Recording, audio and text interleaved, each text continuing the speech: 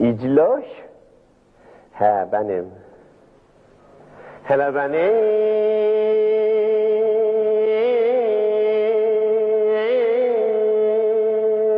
Kardeş, Akif Bey'i nerede bulabilirim? Başı karlı. Hangi oda onunki? Dağları gurbetinden Kapıyı çalacağım.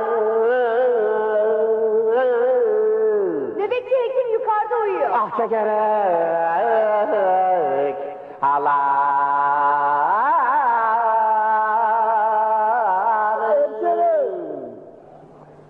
hemşerinin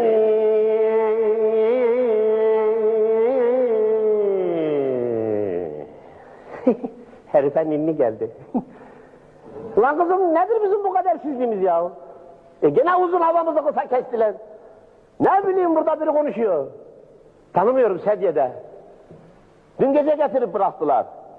He, acil vakaymış. İnsan örgün ör, ben sen sonra gene ararım. Ne var lan? Ben devamlı kan kaybediyorum. Niye? Ne bileyim işte kaybediyorum. Olur mu lan koca adamsın, kanına sahip çık. İnsan kendi kanını kaybeder mi?